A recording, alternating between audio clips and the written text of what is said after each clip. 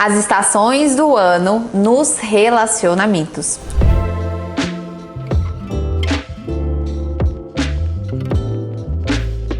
Afinal, qual a correlação que conseguimos fazer aqui com as 4 estações, primavera, verão, outono e inverno, dentro da nossa vida amorosa?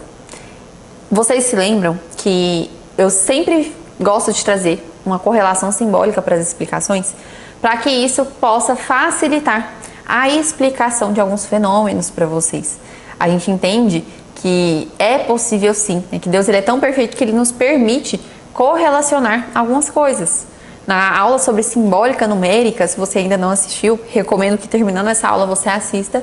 Vocês vão ver que a gente consegue sim fazer uma correlação entre os elementos, entre as estações do ano, entre os 4 temperamentos e entre inúmeros outros números que possuem uma certa quantidade exata de componentes ali. A primavera, ela é quente e úmida, né? Vão ter aquelas cores rosa, amarela, aquela alegria típica dos sanguíneos, por exemplo.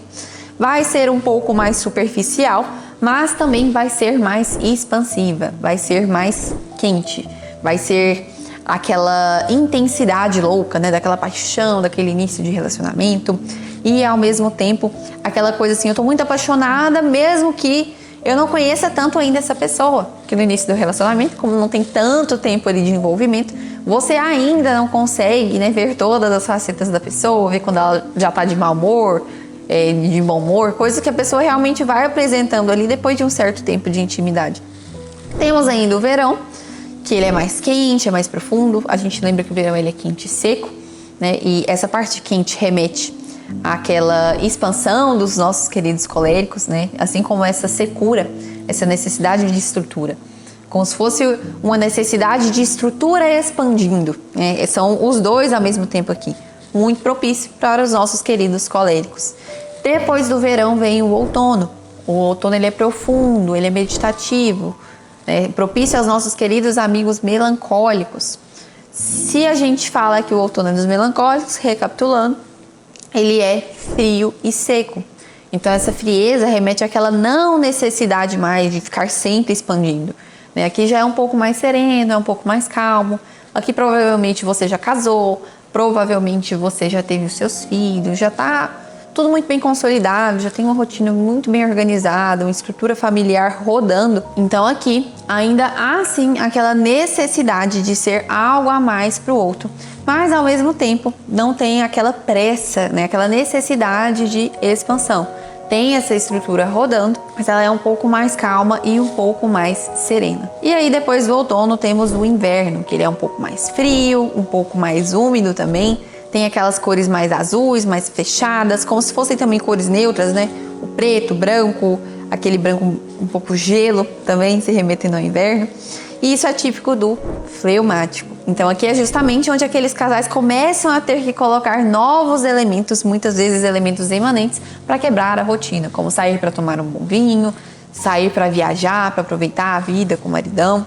Então elementos que vão dar um certo gosto novo para as relações.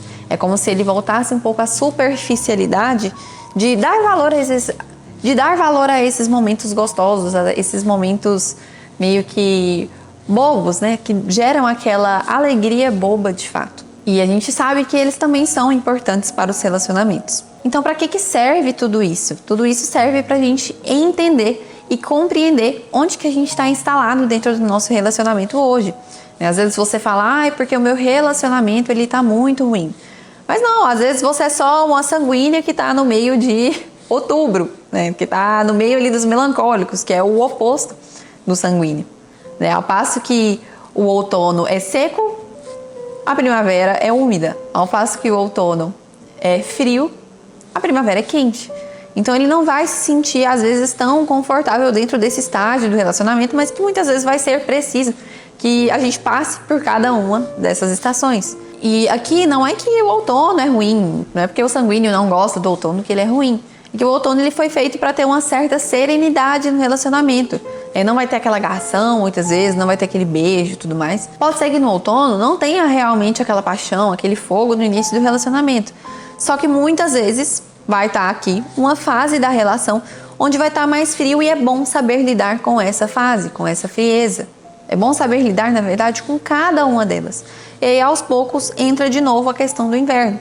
Né? Voltar a ter uns elementos úmidos, voltar a ter aquela superficialidade, até que a coisa volte para a primavera de novo. É sempre cíclico. A vida, ela é cíclica, principalmente quando a gente se fala. A vida, ela é cíclica, principalmente quando a gente fala da vida humana. Para pensar como que funciona a nossa vida. Lá na infância, como que a gente era? Era como se a gente fosse uma primavera mesmo. A primavera a gente é úmido, a gente é quente, a gente é expansivo, mas tudo é ainda muito superficial, a gente fica querendo descobrir o mundo, né? A gente está bem naquela fase ali do senso comum, bem naquela fase da razão. É como se a gente estivesse naquele processo de descoberta, mas a gente não sabe de forma profunda sobre cada coisa. A gente está no início da vida ainda, a gente ainda é um bebê, uma criança. Então não há muito propósito naquilo que a gente está fazendo no início da vida, né? Não há muito essa consciência dos benzardos. Quando a gente chega na adolescência, ainda é quente, mas agora tem um propósito a mais. É como se fosse o verão. É quente, é expansivo, eu preciso fazer, eu preciso descobrir. Há uma certa energia, assim como há no verão, assim como há nessa característica quente dele. E na terceira fase, que a gente fala ali por volta dos 40 e poucos anos, as coisas elas começam a dar uma acalmada. Elas começam a dar uma esfriada. Ainda há um propósito ali, né? Há uma certa estrutura rodando. Existe, né? Eu já tive ali um tempo de vida, já consegui encontrar esse propósito, eu consegui amadurecer ainda mais aquele propósito que eu tinha, mais ainda do que quando eu tinha na minha adolescência, mas eu não tenho mais essa certa necessidade de ficar expandindo. Ainda há propósito, mas não com aquele mesmo calor, com aquela mesma vontade. Por volta dos 50, 60 e poucos anos, as coisas ainda estão frias, mas elas voltam a ter um pouco de superficialidade. Eu não preciso mais ficar sempre querendo expandir, sempre querendo coisas sérias. Não, eu volto a trazer para o meu dia a dia esses elementos que me fazem ter aquela alegria boba. Eu começo a achar graça em não fazer nada durante o dia, por exemplo. Já viram aqueles senhores, aqueles velhinhos que ficam na porta de casa olhando o movimento passar? Não estou dizendo aqui que 50, 60 anos é a idade, né, de pessoas idosas, mas ao fim da vida, né, não é exatamente nessas faixas etárias que eu falei, mas só para vocês entenderem como funciona esse movimento. Então aqui no fim da vida a gente passa a querer realmente uma comida boa. Não, minha alegria é ter os meus netos em casa, né, não há muito propósito ali, né, constantemente, ou uma certa profundidade igual nas outras estações. Então toda a vida humana, ela vai acabar sendo permeada por esses símbolos, né? Compreender os símbolos é compreender a vida humana, o temperamento, as relações humanas. Tudo isso serve para que a gente possa amadurecer, sobretudo, amadurecer a nós mesmos e também melhorar as nossas relações, melhorar o nosso trabalho, melhorar a nossa feminilidade, melhorar as nossas relações, não só amorosas, mas familiares, né? Com os nossos pais, com os nossos filhos, com os nossos amigos, por exemplo. Então, eu interagir de fato com o outro, né? Perceber o que o outro quer de mim, perceber o ritmo do outro, como que o outro se sente mais confortável, como eu me sinto mais confortável. Então, a ciência simbólica, ela vai nos ajudar a compreender essa realidade, a eu olhar para a natureza e me deixar ganhar por aquilo. Quando eu entendo, quando eu olho para mim, eu consigo facilitar, entender melhor. Eu lido melhor com algo quando eu entendo melhor sobre este algo. Eu não consigo muitas vezes lidar com o desconhecido. E muitas vezes isso exige muito esforço e isso acaba facilitando um pouco o nosso trabalho de amadurecer e o nosso trabalho de se relacionar. É como se, quando eu fizesse essas correlações, eu voltasse realmente a ter poesia na minha vida. A nossa humanidade, ela acabou perdendo um pouco esse senso das coisas, né? E aí a gente só olha assim, não, meu relacionamento tá horrível, tá terrível, porque o outro só faz coisa errada, ou então fica se culpando, né? Só eu faço coisas erradas. E a gente não tem essa percepção das coisas. Existe uma frase muitíssimo bela, que eu gosto muito, que 2 dos meus queridos professores usam muito, que é uma frase da Adélia Prado, que diz: às vezes eu olho para a pedra e só vejo pedra mesmo.